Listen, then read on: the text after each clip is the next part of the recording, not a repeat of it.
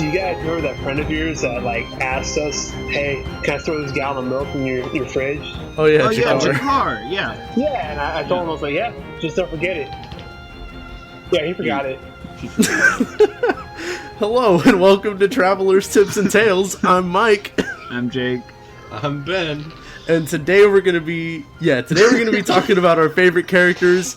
We've got a special guest with us here today. We have Russ from Forgotten Path Games, one of our favorite places. That's me. I'm Russ. You are Russ.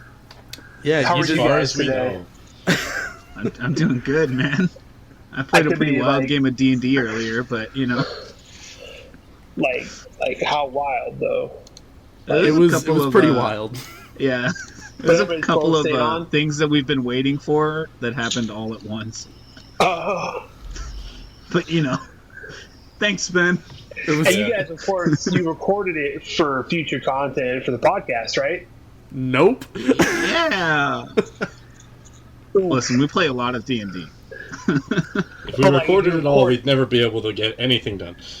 Yeah. But that's fine. You just record all of it, and then you just have content forever. Like, oh, Russ, that is way too many. That is way too much editing. I am not prepared. But like, you can edit it at your leisure because it's bonus content. I guess that's true. So new thing, we're gonna start recording everything, right, guys? Everything. Yeah, so I'm the only one not on board with this. So today we're going to be talking to you guys about our favorite characters, from our very first characters to our favorite ones to the ones that we still have going, and wrapping up with some of our favorite NPCs that we have encountered.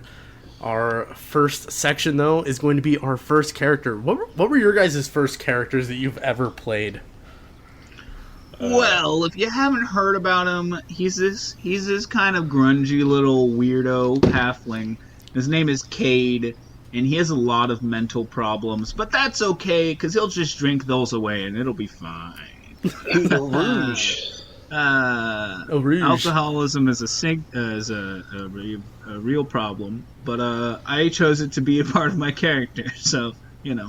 Anyways, he's a halfling, he's a rogue, and he's a heart-gain trickster.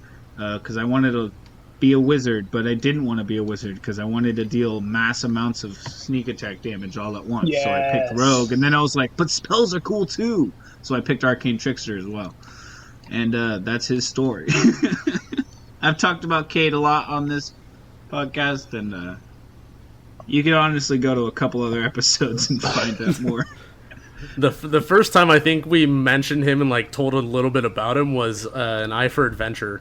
Yes, and so actually, go check that one out too if you haven't already. If you're from the future and are listening to this from a long time ago, just go check out the Rogue episode that's coming out in about a month, maybe. Yeah, it should be 3 or 4 episodes from now. Yeah. Yeah, just for anyone who's from the future. Yeah. Just that specific audience. Go check out Rogue.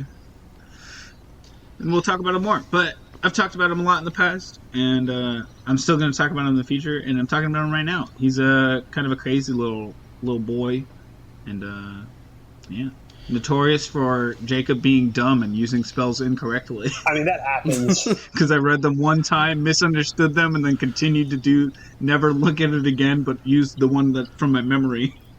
Well, at least your character wasn't dumb, though. My character was super dumb. Actually dumb. Actually dumb. My first character was a bit dumb. Dumb as a brick, one might say. His name was Brick. He's also 5th edition character. He was a Goliath barbarian, specifically a frenzy barbarian, so he could enter berserker rages. He's very angry all the time. Yeah. Not all the time, but most of the time. And he was dumb as a brick. He at several points would charge straight into battle because he was told to, and he would get hit and like he would take damage, and he would just keep running because they never told him to actually do anything except charge. So he just ran right past the battle and just kept running until he got tired and decided to stop. So he just forced jump. Just kept running and running and running. He just kept running. Hey, no way, same. That's what my character did. Yep. But for different reasons. Yeah, he was not intelligent, but I had a blast playing him. I pretty much played him in a campaign of 2 players with 1 DM. Yeah. It happens. It happens. It really do be like that sometimes, you know? Yeah. But, yeah, I had a blast. I played him in the starter set campaign for 5th edition. And... The Lost Mines of Fandelver? Fandelver. Yeah. Lost Mines of Fandelver. And we never finished. Wow. We're on the last mission. We're on the last dungeon. Just never finished. Just leave you hanging there. I feel like that's like brick. I feel like that's 70% of playthroughs of D&D? the Lost Mines of Fandelver. Yeah. And D&D in general, yeah. I've played Brick in other places, like another time. I know Jacob even ran a game for me once when I was I playing ran a Brick. one-shot of just me and him one time, and I totally changed his character. Which I kept as canon, because why not? Because you liked it so much. Bullywugs, they will really get you. But... Yeah, unlike some people, I really enjoyed my first character. Like, I thought I really did a really good job building him.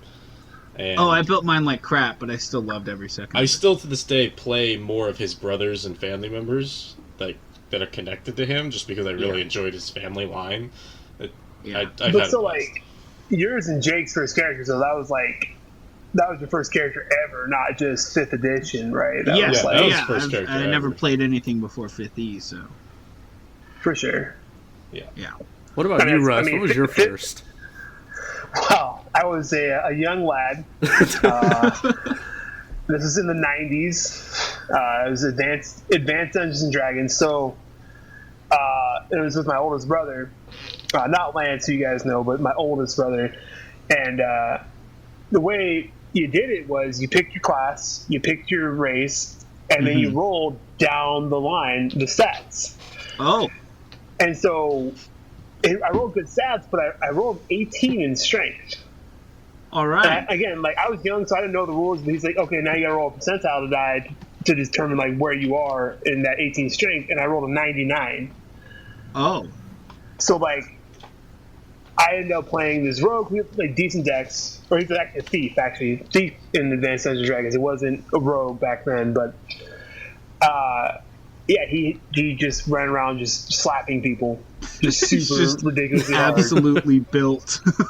Yeah, he's just a super stacked. He's just like, okay, like, and then like we played him in 3rd. My brother like did the calculations, translated him over, and his base raw stats is he had starting strength of 24. Oh god! Jesus. Oh god! So like, he's like, yeah, and then like if you look at 3rd edition, it's like that's a pretty insane strength even. If you go down, and so he's kind of just like, if you go down to this man's molecular level, you will see him as the powerhouse of his own cell. He overpowered a mitochondria. I don't know how old you guys are, but there's a show called Mighty Max. Oh, yeah. And there's a character called Norm, and that's like how I envisioned him after I rolled him out. I was like, yeah, he's just Norm, because like in 3rd edition, he was a rogue swinging a greatsword. That's fantastic. I love it. And he ended up becoming like a cleric of Cord and stuff like that, but like he started off as this just ridiculously strong rogue. Yeah. That's hilarious. Oh, I had to look it up because I couldn't remember, but yes, I have seen that show. Right? Like Norm. It's just Yeah. this ginormous dude. Yeah. That's funny. Yeah, so my first character, I don't remember his name. And it's sad because this was probably only about 4.5 years ago that I played this. To be fair, we've crammed a lot of other character names. That's very true. And I always come up with very intrinsic names that make no sense for anything. But life is a lot of things. See, sometimes your first time isn't the most memorable time, so you do lose details. Yeah, that's true. See, I developed this handy way to remember all of my character names. They're all pretty much the same, but just a couple letters off. Oh, so yeah, like Cade, Cad. Yeah, Cade, Spade, Vade. Vade. Smart. I've branched out in the past, And but any character of his that ends with Aid is a halfling. That's how you also know. a halfling. Oh, smart. But none of them are the same class, so.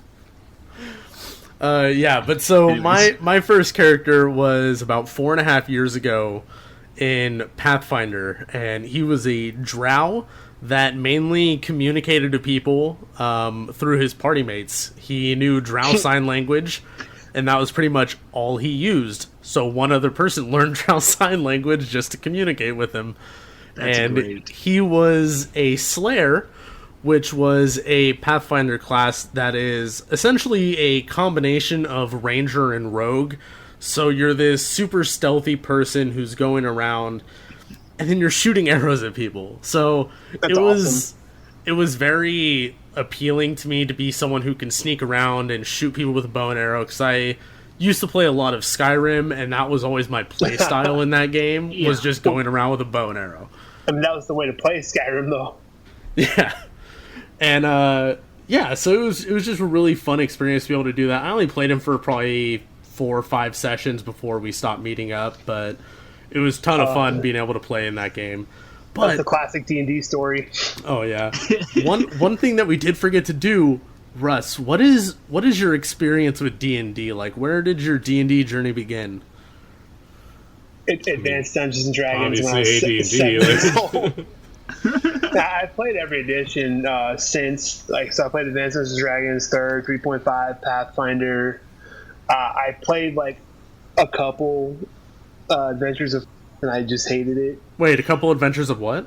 I'm sorry, what? Yeah. Sorry. Oh, I'm sorry. Yeah. Wait. Did Russ's mic just cut there for anyone else? I didn't hear anything. And then I might just cut it right out of the whole edit that's and everything. I don't blame you.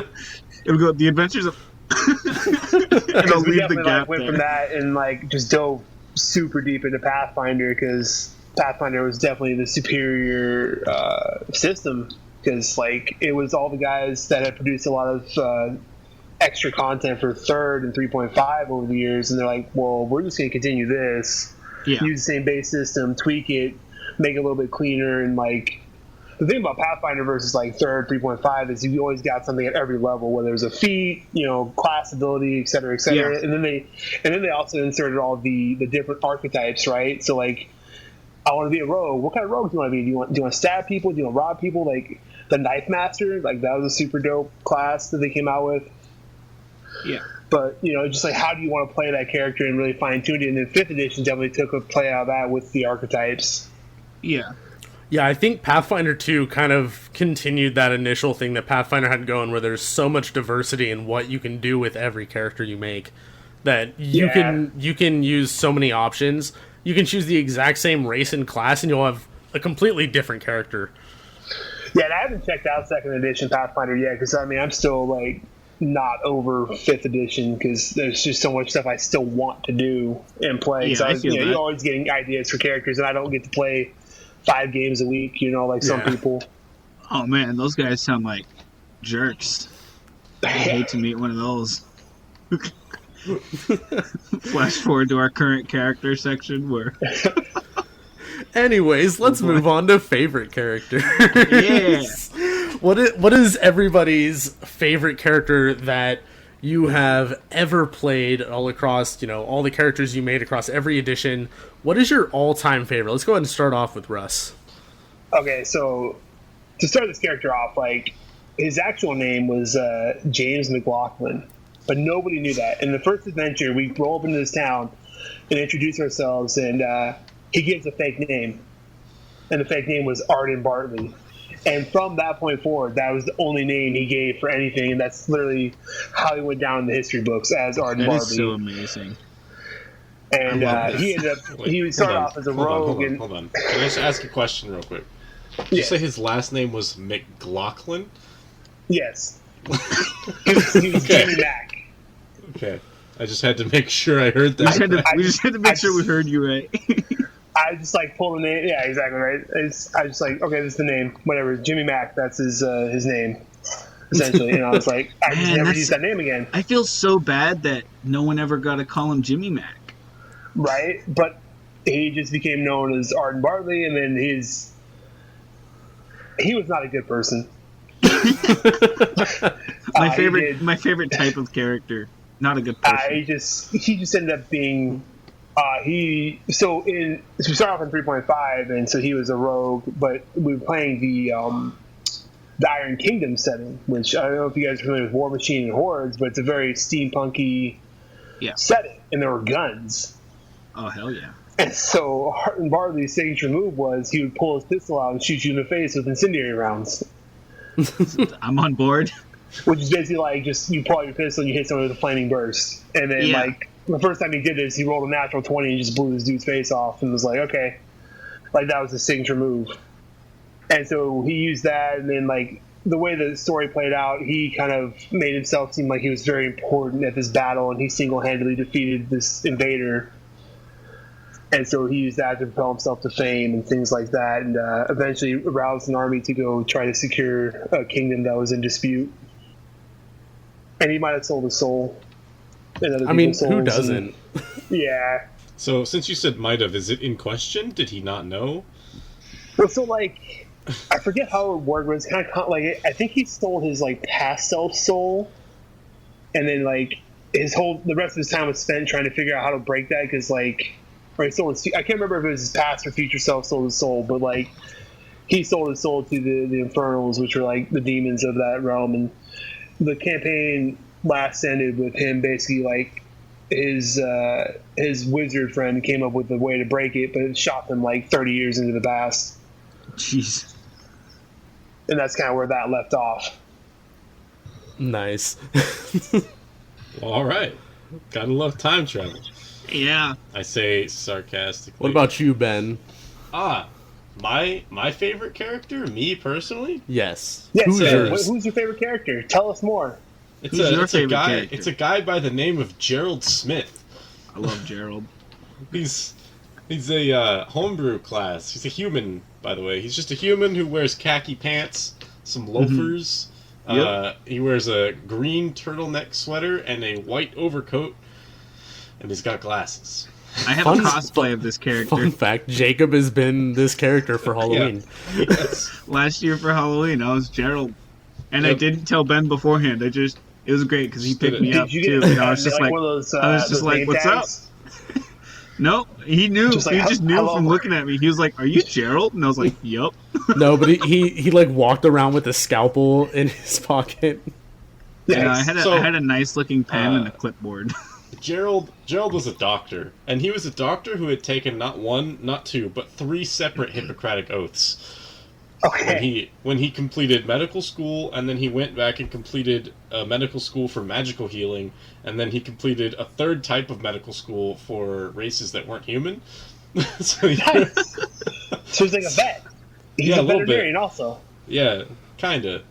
But it's more like for elves. He's and stuff. Zoidberg. And then he had and then he had a minor in psychology as well, which is important. Oh, nice. Because he would use it to talk to people in the party and figure out how they're doing, and like he would sit down and he would be like, "So I understand you're going through some issues. Let's talk about it." Totally changed like half of our party, who are all just like emotionally traumatized. Yeah, from for different reasons. Was the emotional trauma there like you guys knew going in, or just like, oh, we built these like characters and it just so happened we have a psychologist on staff? To help with your needs. So here's the thing about this. Their psychological issues came about because they were in my campaign. But then we took their characters and we switched DMs, and I got to play with their characters. So suddenly I was helping them work through the issues that I caused. Which was really chaotic in nature the whole way through. But Gerald was just a chill doctor. Inflicted. Yeah. He was this chill dude. He was a homebrew class called a healer. It's on the D&D wiki. So he had access to the entire cleric spell list, but he could never take any spell that made people make a saving throw or dealt damage. Yeah, he was like legit, like a pacifist, basically. Yeah, he was a pacifist. He couldn't ever hurt anybody or he'd lose all his magic.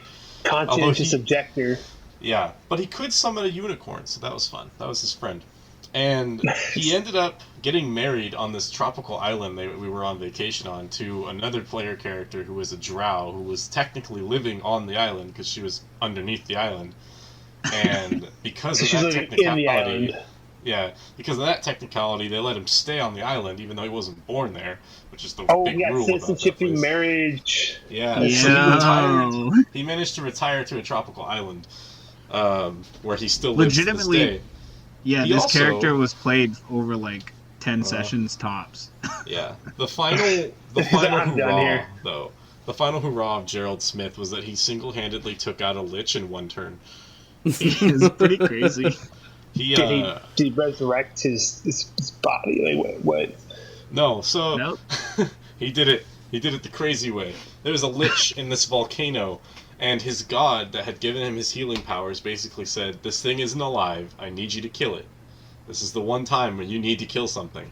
And he was like, "Alright." So he took out his scalpel and he held it like a dagger, and he charged at this thing, and he dodged like 4 paralysis spells in a row while he was charging this thing. He tackled it, somehow beat its athletics, tackled it into the volcano, and then once he got down there, he used a bonus action to heal himself, because that was a thing he could do, so he didn't die instantly. And then Yeah. he used water walking, and my DM ruled that because I was so far into the lava, when I used it, I shot back up and landed, and then healed myself as a bonus action. So I lost all of my gear, all of my clothes, my scalpel, my glasses, everything, but I was alive.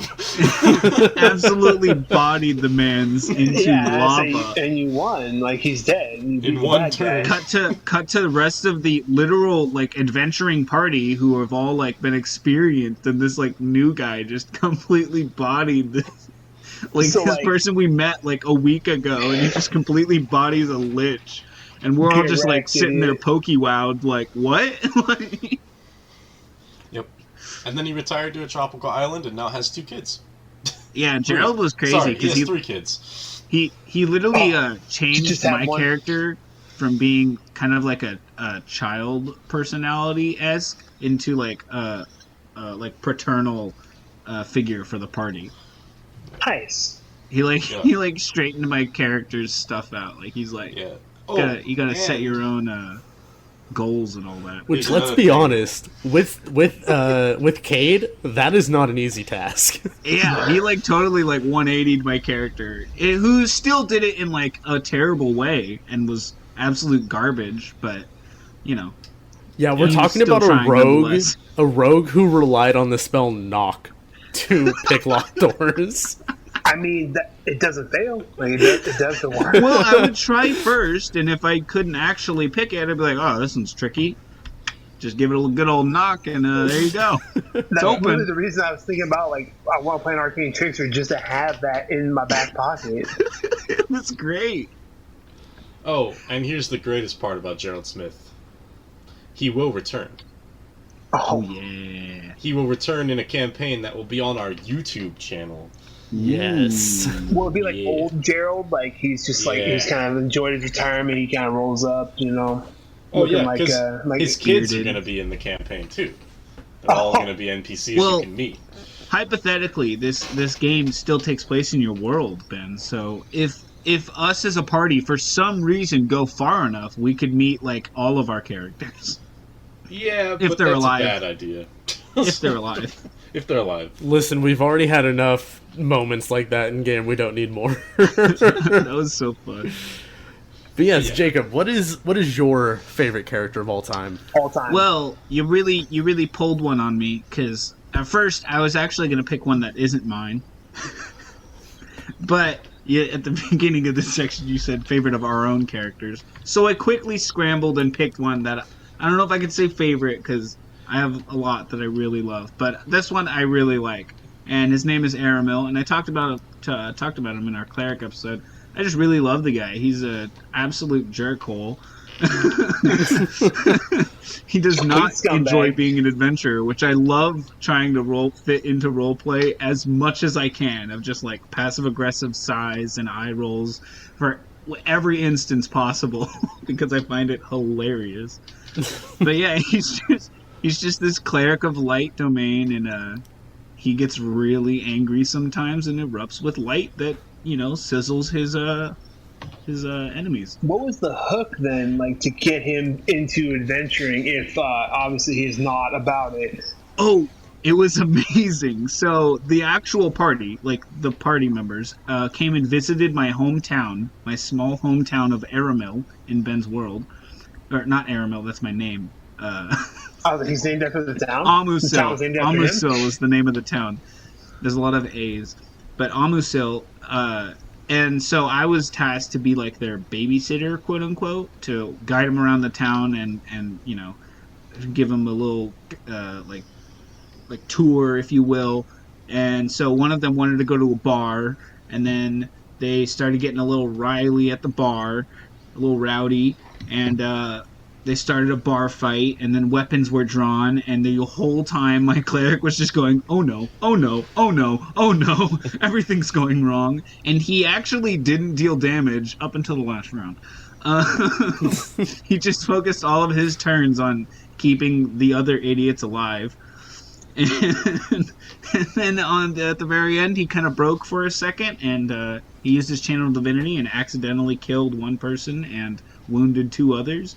Wow. You know, it happens from time to time. And so he got in trouble with his superior priests. Yeah, this man was just like a priest, like, student. And then he got banished from the city because of his actions. He can return if he, you know, brings back an artifact of Pelor to his people. But, you know, now he's stranded in a desert with the people that brought him here. And he absolutely hates almost all of them. So he's questing for but he's stuck with them, because who else is he going to pick? Yeah, he's like on a quest to redeem himself, basically. Yeah, I love it. It's hilarious.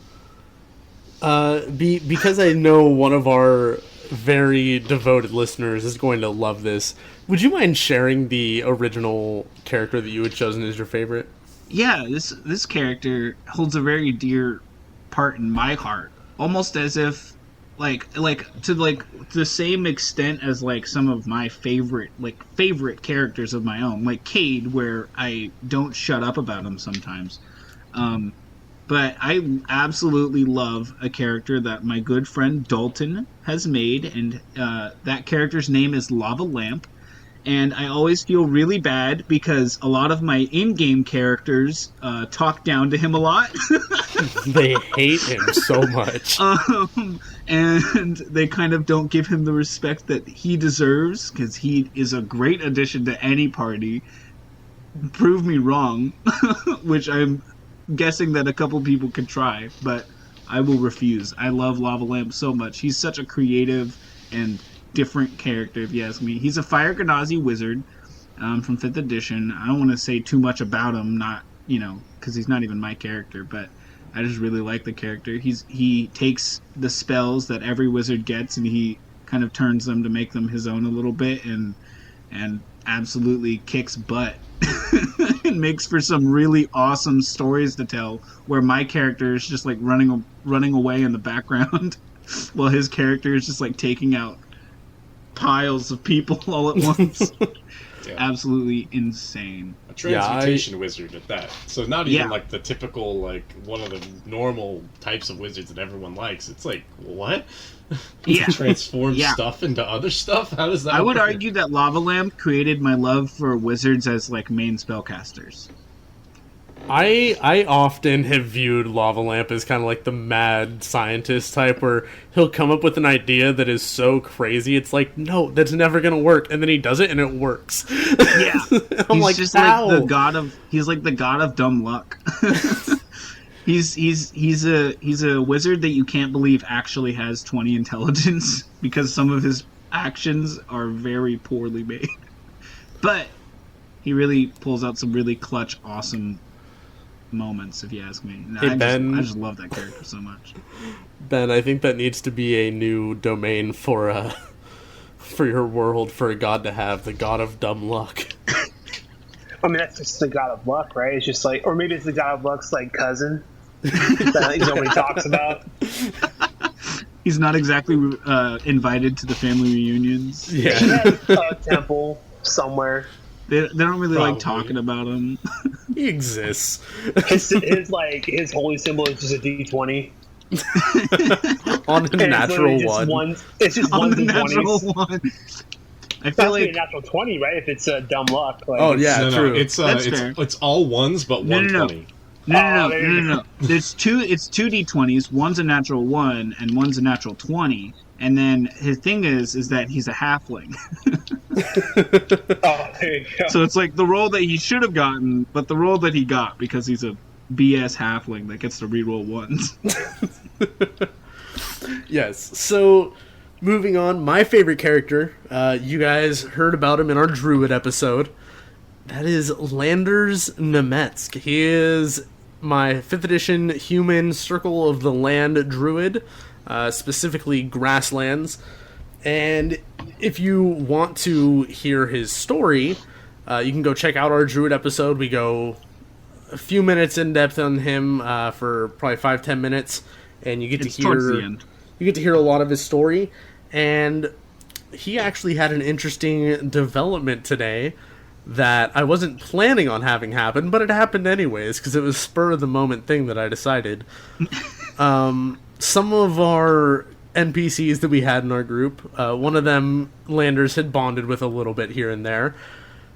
So I have to give the back where Landers is a 19-year-old human who doesn't have contact with a lot of people very often.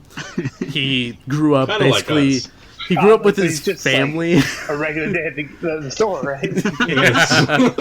He's just a regular dork. Yeah, he grew up with his family and then went out into the woods and became a druid. And the NPC that he had bonded with was a drow girl that was what is she, 18? She is the equivalent of 18. Okay, yeah. So she's in elf ears. She's essentially 18. And Landers developed a slight crush on her, and so as she was leaving, he decided to use Druidcraft to make a flower for her, and then he kissed her on the cheek, and then she blushed and walked away. Which, the last time he did this, he was dead. Yeah, last time Landers made a flower for Nade, this girl, he was dead and made a flower come across from the realm that he was in the afterlife to the prime material plane in his ashes that she was holding.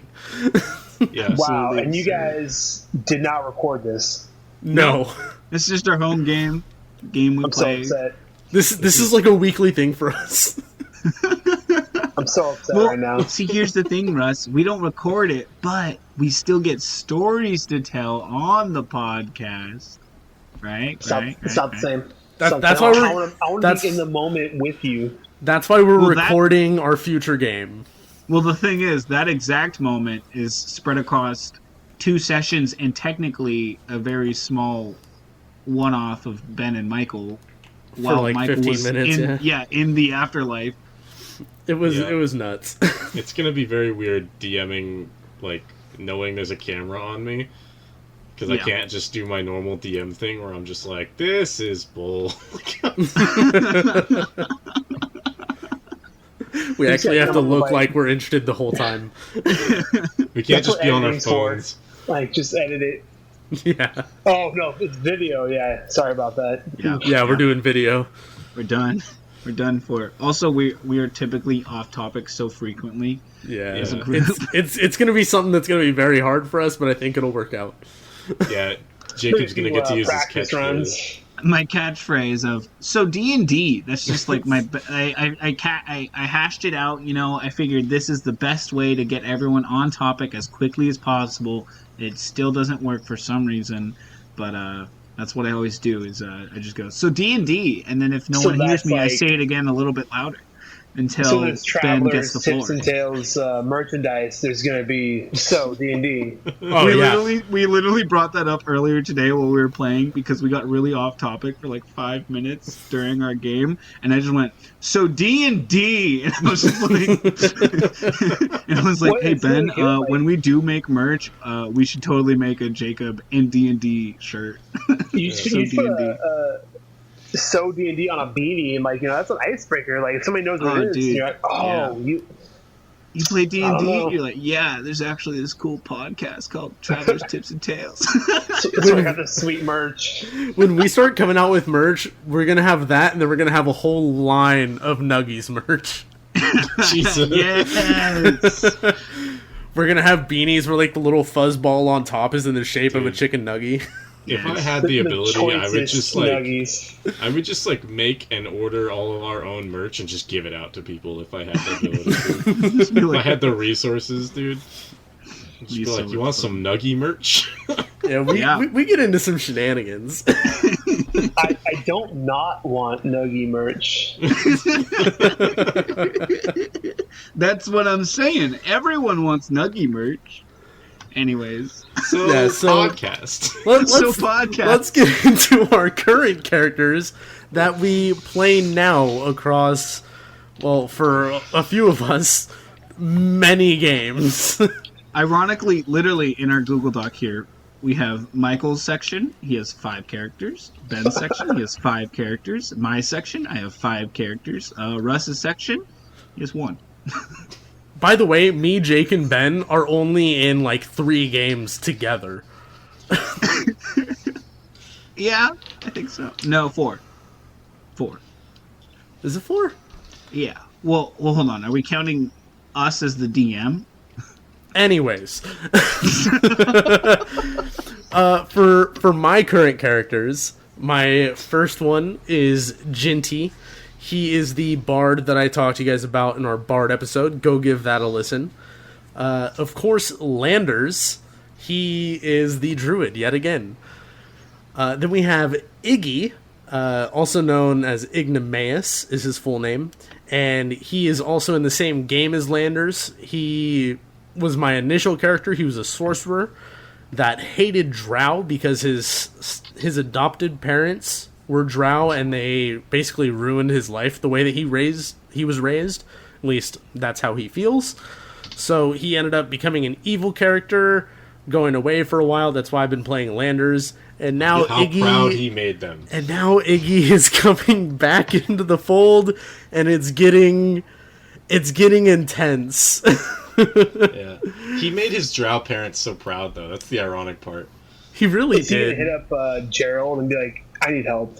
I just he might if he knew of Gerald's existence. A business card floats past. Right now, he's got to work on how he's gonna work into the party again, because nobody is going to trust him ever. Yeah, that's for sure from my character. Next up is my character Marcus. He is a halfling monk. I basically stole that idea from Jacob. Hey, let's go. I will admit to that happily. He's a pretty fun character to play. He's kind of no nonsense, but at the same time all nonsense. And he's got a weird vibe to him for sure. He used to be a spy, and now he has trouble kind of controlling which accent he's using, and so he'll flip between like 10 different accents in one sentence. And it's just a ton of fun playing him. And then my last character that I currently play is Crag. He is a completely homebrewed character. Unfortunately, the race that he is no longer on D&D Wiki. I'm very happy I printed that out when I did. It is called the Etra. They can grow extra sets of limbs. For him, he chose an extra set of arms and a set of wings. He's a very small creature. He's 2'1", so imagine this 2'1" little demon-like child coming at you with 4 arms and a pair of wings. Straight up, smaller than gnomes. And his class is a homebrew called Demon Eater, and essentially he eats recently deceased bodies, and he has the ability to obtain a power from the body that he consumes. So he ate a chicken once, so now he can lay an egg once a day. And sometimes if he's really annoyed with somebody, he'll fly up in the air and then poop out an egg on their head. It's a ton of fun. He's mentally insane. He is the backstory that was kind of touched on a little bit as far as our plot twist episode, where they talked about how Hayden kind of ripped off of Shutter Island. That's him. Why you gotta bring up that episode, bro? Unknowingly. Why you gotta throw that episode back? Listen, man, that episode, I don't know how, but it has more listens than a lot of other ones, and it has the worst audio quality. Yeah. It's are not about the notorious. quality of the video. It's about the quality of the video. It's all about the content. Yeah. But yeah, those are my 5 characters that I currently play. I love how when you broke it down, it sounded like you were putting it on your resume. So you're trying to make it sound as nice as possible about his class. He was like, he can consume recently deceased creatures. Like we wouldn't notice the words you were saying. Like he eats dead people. No, it's cool. They're dead. They're dead. Listen. They have to have died in the last minute. They have to be recently deceased. It's so creepy though, because while you're playing with him, he's just combat ends, and he just starts diving onto things, just taking bites. He latches onto them like Woody chicken nuggies. Harrelson from Zombieland, when he's watching the zombie go to town, he's like, Yeah. "Oh, it makes me hungry." Yeah. Crag is Woody Harrelson looking for his Twinkie. Hey. Where's my DD Twinkie? Oh, Anyways, my current characters. First one, I still count it because I want that game to keep going. Jacob is a man named Gregor Samsa. He's a warlock. I've touched on him before, although I can't remember when, to be honest. But I know we talked about him in our backstories episode. Backstories episode, because episode 4, session 4. That's so long ago. Yeah, he has an interesting backstory. It's kind of crazy. Ties in with Marcus, so Mike's counting that game too. Jacob. Yep. He's really. I would have counted it, but I don't got a character because it's my game. He's a blast to play because I get to pull out all of my weird, random knowledge about military affairs that normally I would never get to use, but I get to use it with him. So it's very fun. I love playing him. Second character, he's a really fun character. He's been on and off active. He's currently on, I think. That's a Varen, the Water Genasi druid, who is also a pirate, who is also the guardian of the Fountain of Youth, because his backstory is a roller coaster and a half. It's like a 3-page story. I have a short version. It's like a paragraph. That's basically the version I tell every time I'm on here. And then I have a 3-page written out long version of his backstory. It's quite interesting if you actually go ahead and crack it open right now, for sure. Oh yeah, for sure. Honest, man. We got time. Yeah, so the first paragraph goes, Gus is my next character that I play right now. Oh, that's interesting. Yeah, that is interesting. Compelling. His name's not actually Gus, it's actually Biggis. But he goes by Gus because then people ask him why his name's Biggis, and then he has to tell them his last name is Dickus.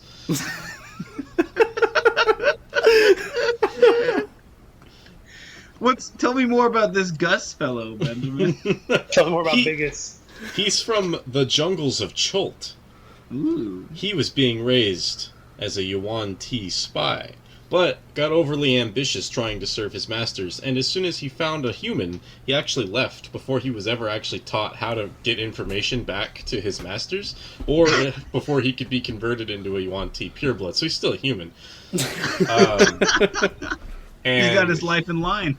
Yeah, so he went with this guy who actually gave him his name because he was naked at the time when he met him. And so he lived for a while in one of the port cities in Chult. But then when Tomb of Annihilation happened, his guy who took him in, he starts dying slowly because he's been resurrected before in the past.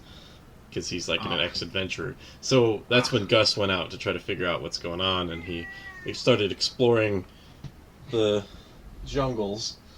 And he's kind of been all over. He runs around in just a loincloth with a backpack, and he's greased up, oily all the time. Oh God! And he's very, very muscled and tanned, and he carries an immovable rod. So if there's ever a tree branch he can't swing from, he just jumps up and clicks it, and then bleeps and unclicks it, so that he just keeps going. He lives in the trees. So he's Tarzan. A little He's bit. kind of like a Tarzan. But he talks George of the Jungle. How about that? That's way more. There you go. Way He's more. He's also a multi-classed monk sorcerer. Ooh, he's a sorcerer. Last time I heard about this character, when Ben was still brainstorming what exactly he wanted him to be, he was a wizard. He was part wizard, part... Yeah, I went with sorcerer. I think sorcerer fits him way better. Well, Sorcerer's a cool class because you can kind of fit it into a lot of different backstories and things like that. Just like, well, you're born with it. Yeah. Same thing with like Warlock too. Like I sold a soul for it. Yeah, one day his life just got turned upside down. Yep. Then he went to live with his auntie and uncle in Bel Air. No, in Don't worry Chult. about that. Anyways. My fourth character I actively play, his name is Roar, son of Najal. He is a Viking warrior who is about 2,000 years out of his time period. Literally, he was asleep for 2,000 years. Oh, that's neat. Yeah, Oh, so and Encino Man. Yeah. a bit. And now he's on a path. He's on a journey for revenge and redemption. Although I'm pretty sure he's going to fail at the redemption part, but he might get revenge.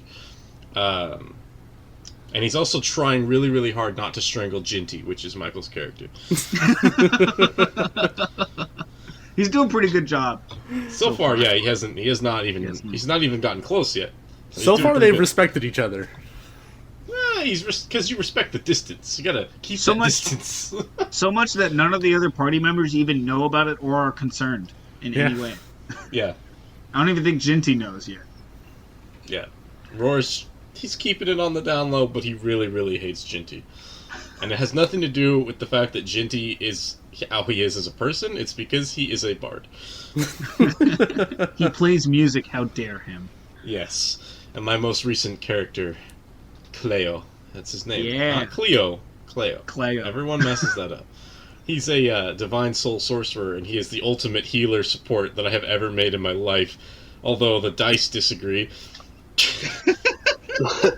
Last session, he tried to dual cast 4th level guiding bolts because he was trying to take out a Hydra, and he got 2 nat 1s. So he downed the tank, and then severely damaged me, the ranged damage. Yeah, and in order to get away from the Hydra in the first place, I had to take like 3 opportunity attacks, which brought me to like 6 hit points. Yep. And like one Fun more fact. hit, and I was dead. Fun fact, Cleo was the only character in our party that didn't go down in that fight, and he left with 6 hit points. Well, Everyone else went down at different points during the fight. And then after the match, one of our party members punched me in the gut and knocked me out. Instantly. The the important NPC, thing to remember ironically. about being the healer is that you have to protect the most important member of the party, which is the healer. So like you have to stay up, you know, that's you got to do it. So I think he played that 100% correct. You know, by Good being job. the healer, you got to keep yourself up. That's true. Otherwise, you can't heal. That's true. And he got the final hit in on that Hydra, so I do feel good. He did. Because he I casted another guiding bolt. Yeah, actually, fun fact, I wouldn't have had to go down because on my turn, I chanced it and left without disengaging. So, because I was trying to get some distance in so that I could keep a certain healing spell up, which I was concentrating on for a little bit longer. And so I wanted to get some distance to actually deal some damage because I'm playing a revised ranger in that game. And my only other form of attack is with a sickle. And I get like a d4 plus 2 damage. But ironically, I didn't know at the time, but the Hydra had 6 hit points left. So if I hit with both of my attacks, there's a good chance I would have killed it. Nice. But instead, I just ran away to try and turn around and shoot arrows at it. So that way, I deal more damage. But, the Hydra gets, I think at the time it had 6 opportunity attacks. And I went from 43 health to 0. That's impressive. He hit me with 5 of them, and I was like, "Oh man, you couldn't have missed a couple more of those." I'm like, dang it. But anyways, I suppose we can move on to my character section, which I will end on that character that I just spoke a little bit about. But to start off, because I'm gonna do them in order of when I started playing them. Starting off, first up is Spade. We'll hear a lot more about Spade next episode when we touch up on Monk, the class. But Spade is a kind of an angry but also patient person. It's really weird to explain, but he's a monk. I ruled that he is more of a boxer than like a martial arts kind of monk, which I think is really cool. And I actually showed Ben this really OP magical item at the beginning of the game, and I was like, hey, I don't know when you want to throw this at me, but you can give this to me and it'd be really sick and I would love you forever. And then Ben was like, okay, sure. Well, your background is that you're adopted, and in the background, it's a homebrew background, and in the background, it allows you to start out with like a crap ton of gold, right? Because your adoptive parent is like, do well out there, little adventurer boy, and then he boots you out of his house. And so I started out with a bit of a stack, and then Ben was just like, first session, you find the item, you can buy it if you want. And it was like I just barely had enough. Like I rolled just barely enough money to get it, and I was like, yeah. So he's had this item which is absolutely broken because it gives you your reactions back. But I'll talk more about that later. Next episode, probably. Real quick, before we started recording, maybe, I don't remember, what did we say about like me having someone burst in randomly into my room? Oh, yeah. It's gonna happen. Yeah, I said I'm home alone, but that doesn't rule it out. You know what just happened? Jakar just burst into your room? Oh, yeah, he just walked in from the garage and he was like, hey, Ben! Did you get milk? Not that I saw, but he might, dude. I don't know. Dude, he'll sneak up with it. Yeah, he will. But yeah, next up... Remember Chili's, bro? Oh my god. Anyways, next up, I've got Aramil. I just talked about him not too long ago, but he's a cleric, and I don't really think I need to touch up any more about him because I literally just talked about him. My next character that I have that I'm playing right now is Nines, and he's in that Jinti Roar party. Oh yeah, Spade is in the party with Landers and Ignomaeus, and Spade got to punch Iggy today, which made me very happy. Because I wanted to punch him for a long time. But anyways, Nines, he's in with Roar and Jinti, which is kind of just a party of beefy boys and Jinti. Yeah. But yeah, Nines, he's a Warforged. I just talked about him last episode, actually. But yeah, he's a Warforged fighter. He has an AC of like 23, I think, and he's level like 6 or 7, which is pretty crazy because he has a lot of different things that are just like +1 AC, +1 AC, +1 AC. And I'm like, hell yeah. Yeah, that's a little bit about Nines. I don't really want to touch on his backstory too much because the other two don't know much about it. So, moving on. No, man, you can tell us if you want, bro. No. Okay. Moving on to Fink. His name is Fink, F-I-N-K. Yes, that is his name. He's in the party with Crag and Avarin, with Ben and Michael. And he is a pirate cowboy. Why not? That's Straight right. up, You heard it. Cowboy. Pirate cowboy. Yeah, he's a cowboy who turned pirate for, ease because he's a water genasi. And so he kind of became a spelunker as a job because it was really easy for him and all these other scrubs who can't breathe underwater and all that crap. Idiots. So it was really easy. He made a pretty good money. He made a pretty good living off of just finding treasure for people, and then it's like, yeah, now pay me. In the ocean and all that. But yeah, he's a water genasi. He's a fighter with a homebrewed subclass. I believe it's called Renegade. It's a homebrewed subclass called Renegade for the fighter. And basically what it is it makes your guy use guns. Like, straight up. And I love it. My guy has a sniper rifle, and he has like an added thing to it, like upgrade to it, where it can shoot above and below water. And he's also got like that totally like common fighter thing where he has like 5 different weapons that he can choose from that are all like strapped to his body in different areas and such, which I find hilarious. But because you got to throw in some pirate, some cowboy, you can't sum it all up in one weapon. Basically, Jacob learned how to put the U.S. Navy into his fighter. It's pretty crazy. Last session I played as him, he got eaten by a shark very momentarily. But, it is how it is. Moving on to that next character that I actually talked about earlier when Ben talked about Cleo. But his name is Doug, and he's a Furbolg Ranger Revised. But he went to prison because he protected a tree, like in like a park of a city. You know how like people cut down trees and then people will try and defend and protest the tree by like strapping themselves to it and such. Yeah, my character did that, but instead of strapping himself to the tree, he got a little angry and he killed a couple people. Oh God! So he went to prison. I did not know this. Well, I didn't tell you because he doesn't care to tell you in character. Yeah. But yeah, he let loose a little bit, and a couple arrows flew, and guards don't have as many hit points as you might think. Anyways, he's a furbolg who's actually kind of hardcore, maybe because he's lived in prison for the past X amount of years, and he's grown a thicker skin, so he's not as friendly as your typical furbolg, which I find very hilarious. But yeah, he's a ranger, and he's very confident, and yeah, he also is a big fan of crows, because those are the only wildlife that he's been able to talk to.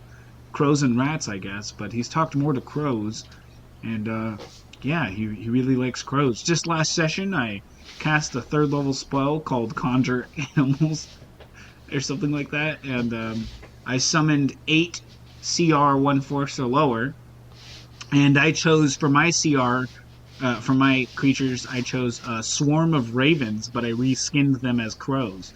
And I just had 8 swarms of crows just pecking at this like giant beast that we were fighting. It was absolutely hilarious. I'm pretty sure I took it down like single-handedly with these crows. It was great.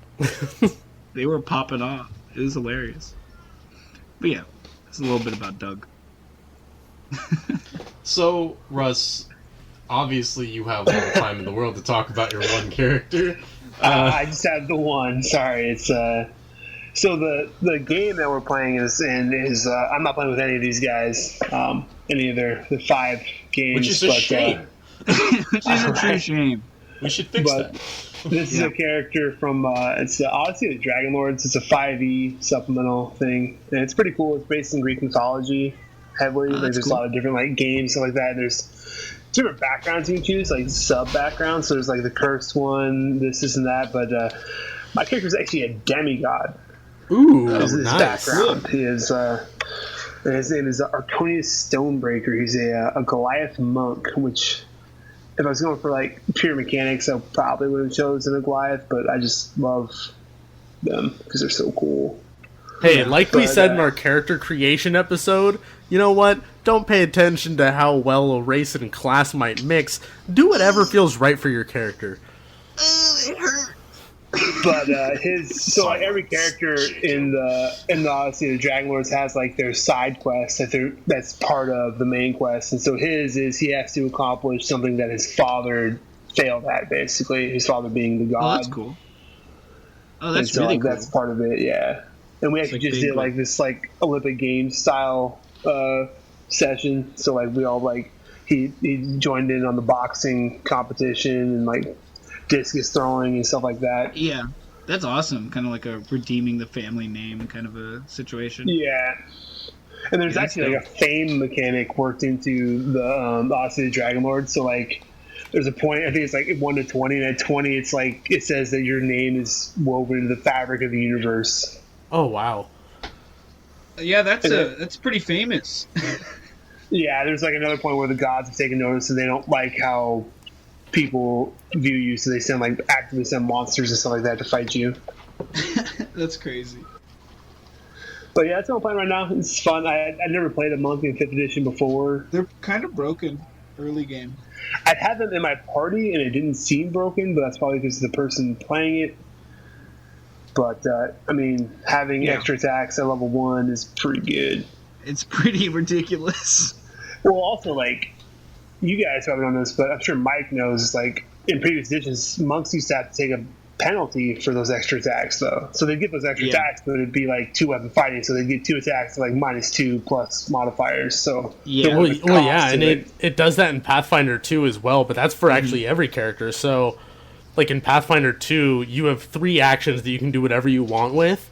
for every attack action you take after your first, you get a -5 penalty. So if like you make 2 attacks, you get a -5 on your second. If you get 3 attacks, then you take a -10 on your third. And that's how it used to be in, I think, 3.5 and Pathfinder. When you did get extra attacks, like as a fighter, you'd get 1 at your base and then 1 at -5. But the monks is kind of cut straight to that minus from the get. Yeah.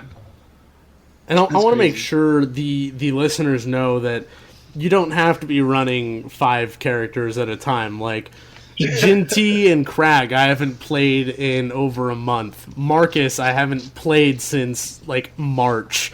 Iggy, I haven't played since probably late last year.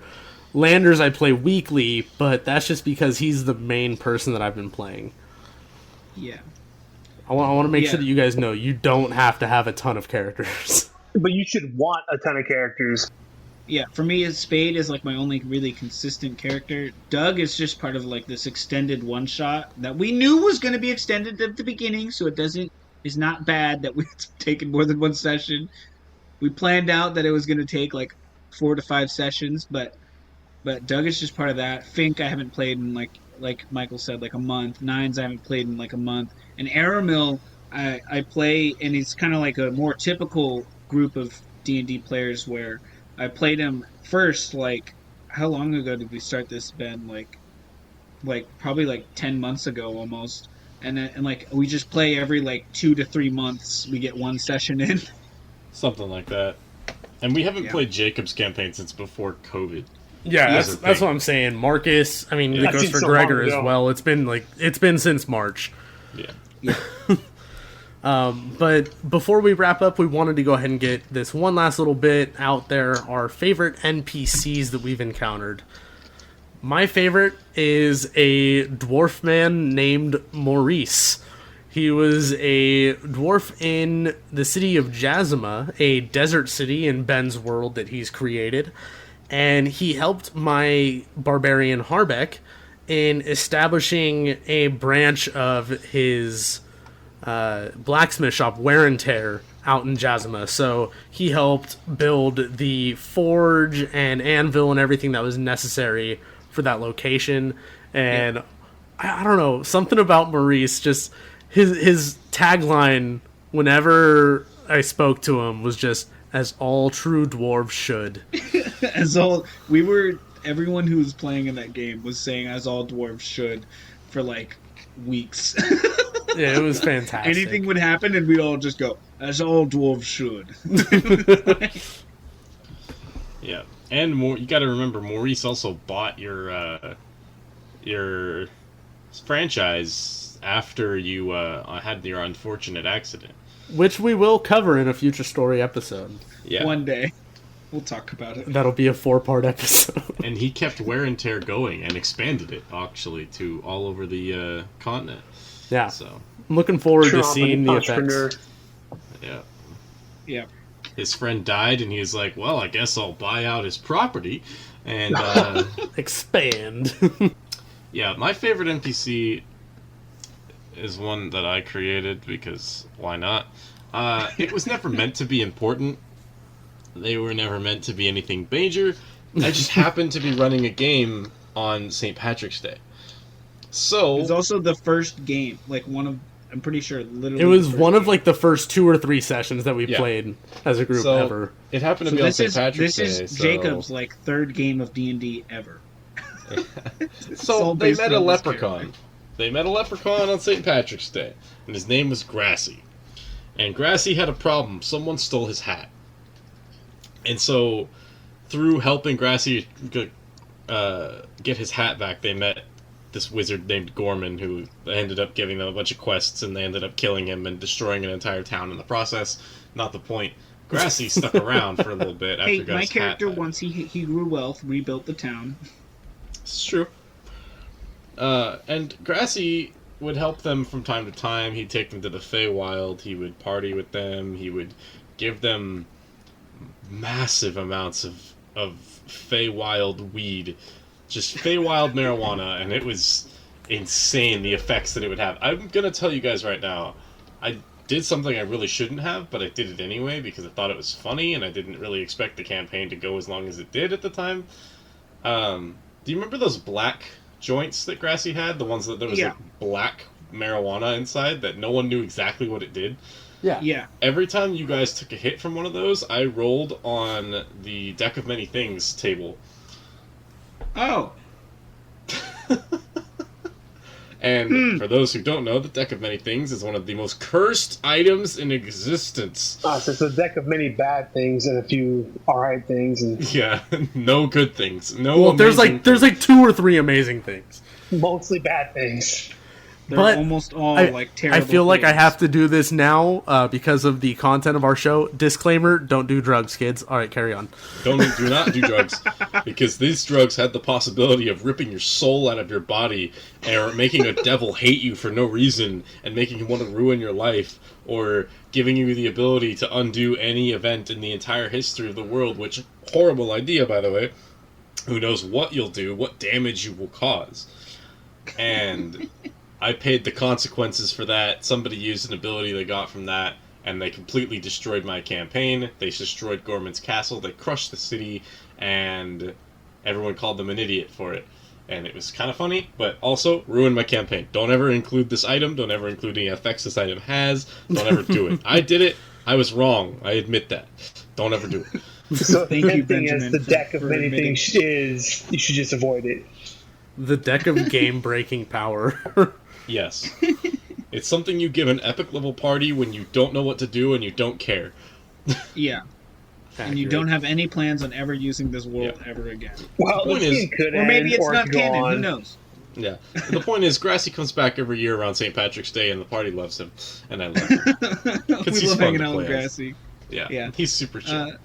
Yeah, my NPC is a guy named Istvan, which I feel like would be way better if Ben described him, honestly, because I don't think I could do him justice. So, But I love this okay. guy so much. He's awesome. Here's the thing about Istvan the Traveler. Istvan the Traveler was my old boss. His name was Tom. My old boss, that was his LARPing character. He used to LARP when he was stationed in Europe, and he would go Hell LARPing yeah. as Istvan the Traveler. And he was just this dude, this storyteller, who would go around and he would just tell stories about random things, and everyone's like, oh, he's a storyteller, whatever. And he would just make stuff up, and it was hilarious. He would just tell, like, the funniest stories. And then as soon as the fighting started, he would pull out a gladius and just start messing people up, and everyone's like, Jesus, I thought this guy just told stories, and he would just laugh and beat people over the head. And it was really funny, because I heard about this guy all the time, because I talked to Tom all the time. So I said, you know what, I'm gonna make Istvan a character in my world. So I took that guy, and I made him even more special. Yeah.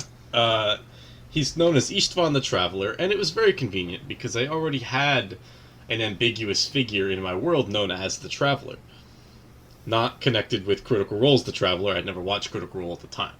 Yeah. So the Traveler was just a guy that every now and then appears and gives out various things that you might need on your journey. Like, I think he gave Cade a scarf that made him feel a little cooler. Oh all yeah, the he's time. real cool. I Yeah. love that scarf. He gave that to me and another character. I can't remember which one though. Yeah, but he would just But yeah. he would appear every now and then, and people would be like, "Oh, you have the blessing of the Traveler. You know, you'll be fine no matter where you go." So I kind of associated the two of them together now. So Istvan the Traveler is just this really annoying, obnoxious guy who tells really bad jokes all the time. That's all he does, and he's trying to hire the party to go do all these various quests, and he pays them absurdly well for their level. He pays them in only platinum pieces. Yeah, it's ridiculous. And he is just around, and he has these terrible jokes, and the party hates him. And he It makes me feel so bad to hate him though, because this Yeah. isn't the party that I play as Aramil, so I'm just like a total bad person. Like I'm just Yeah. annoyed at everything all the time. But then- Jacob is on the other side, just loving everything. And then as the party found out, like the last time I ran that game, Istvan is actually over 6,000 years old. And over the past 6,000 years, he's been trying to undo the mistakes of the empire that existed back in his time and defeat one enemy. Oh, this whole 6,000 years, he's been trying to defeat this one enemy. and he's trying to recruit the party to do it. And then after that, he disappeared into dust, and they have no idea where he is or where he'll be next time. But when he comes back, I assure you, he will have terrible puns. So yeah, that was a long explanation, but it's complicated. I love this one. He's great. I look forward to hearing an adventure with him in it. Oh yeah, we'll probably bring him up on another time on the podcast. So that leaves my favorite NPC. Yeah. Yes. Yeah. So this was I think he was supposed to be a bad guy we're supposed to kill, because he was a young black dragon by the name of Desert Clathbar. And so he behind an army of kobolds who my barbarian managed to talk his way past through the use of paprika. He introduced the kobolds to seasoning, because the background of our party was we were all cooks essentially. Like our first adventure was we had to cook a meal for this big adventuring party, because we were kind of super low level and they were out doing level 20 stuff, so somebody had to feed them. And that is so amazing. I love that. My level 20 character would totally hire these guys. And so we killed it on the meal, and this is a barbarian, so I just had this way of I just always rolled what I needed to when it happened. And we came across these kobolds, and he's like, "But have you ever tried your meat with this?" And he gave them paprika, and they're like, "Oh my god, this is mind blowing!" And so they escorted them, the characters, instead of having to go through this whole dungeon and everything. They're like, "We're going to take you to our leader."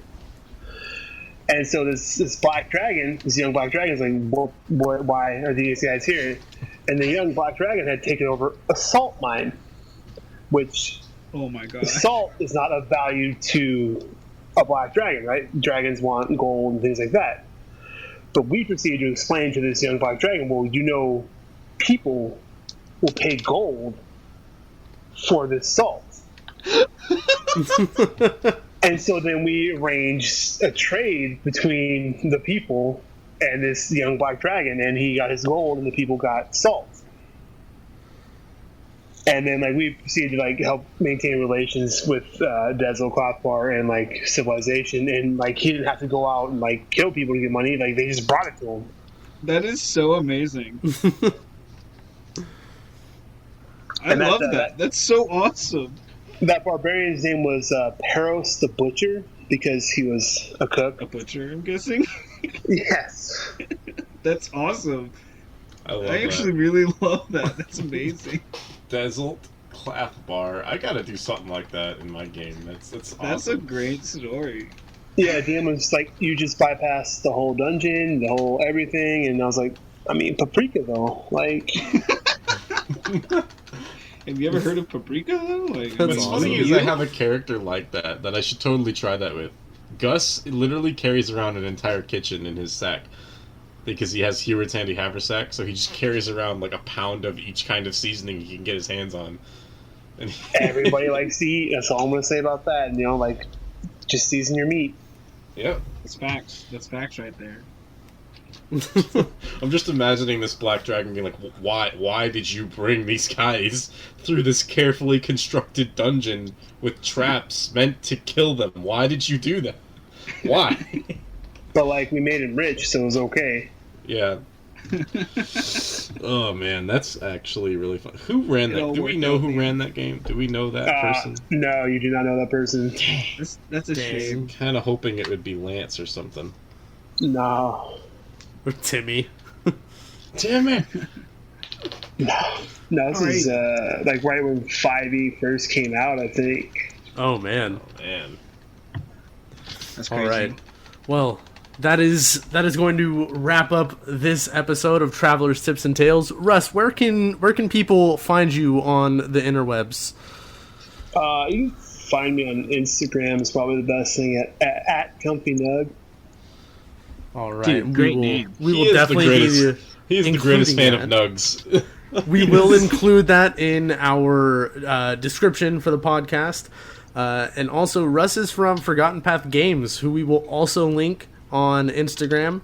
And they also have a Facebook page that you guys can check out as well. Go support your local game stores, guys. They seriously have just the best kind of resources for people wanting to get into these kinds of games. You know, you can go find pretty much everything you need to get started at most local game stores. Yeah. And, of course, we have Forgotten Past to thank for bringing our entire group of amazing players and DMs together. So Very true. There's that.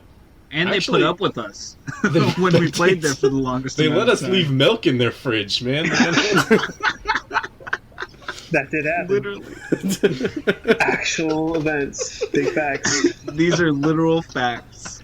And if you guys remember the one shot that Jacob ran on here, the Forest of the Dead, that is because of Forgotten Path Games. We got the product from them to be able to bring to you guys. So, seriously, they have helped us out so much. We are not thankful enough for them.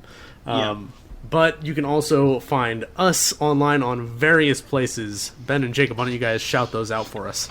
Well, Michael, you can find us all over the place on the interwebs, but we have a Instagram that's called Travelers Tips and Tales. We have a Facebook of Travelers Tips and Tales, Twitter tips at Tips Tales, Tumblr. We have a Tumblr page that is Travelers Tips and Tales. We also have a Patreon that is Traveler Tips and Tales. We have an email for if you have any questions that you would like to ask us. We check it pretty frequently. But it's travelerstipsandtales@gmail.com. We also have a website as of recent, and it is travelerstipsandtales.com. And we also have a YouTube channel, which we upload all of our podcast episodes to every week. And we also have big plans, like that game we were talking about earlier, to do more stuff on YouTube. Well, so you should go check that place out too, because it'll be a YouTube exclusive thing. It won't be on the Patreons. Well, it might be on the Patreons. It'll probably be on the website, but it won't be on the Spotify's and the other stuff. So you should go check out our YouTube too. It's Travelers Tips and Tales. Yeah, and if you guys are having trouble finding us on YouTube, I know sometimes we don't pop up in the search. Go to our Instagram and click on the Linktree link that's in there, and that'll give you all of the links to all of our socials. Check it out. It's also phenomenal. If you type in Traveler Tips and Tales session, it'll pop up with ours for some reason. It's like... Yeah, that's and also, awesome. One thing that could help us be higher in that algorithm, because we are technically YouTubers, we should probably start doing this, but you guys could like our videos, maybe subscribe to the channel, ring the bell or something, I don't know, YouTube stuff. Like, comment, subscribe, you know? You guys have heard it since the inception of YouTube in, 2005? Yeah. Come on, it's not a foreign concept. Or you can cheat the system and join our Patreon like Russ did, and then get to come on the podcast with us. There you go. Do maybe. it. Yeah. Which, by the way, thank you for coming on and sharing your experience with D&D. I love talking to people that played older editions of D&D. I love that. With Anytime, guys. Anytime. Yeah, I have the books, appreciate I it, read them. I've never gotten the chance to play them because all of my friends are wimps. I will play. Listen, man, we've already got so many games. Screw all those games. I can only fork up so much of my life to D&D No. per You know week. what the internet needs? The internet needs more people playing first edition Dungeons and Dragons. Anyways, thank you guys for checking out Travelers Tips and Tales this week. We hope you enjoyed. All right, bye.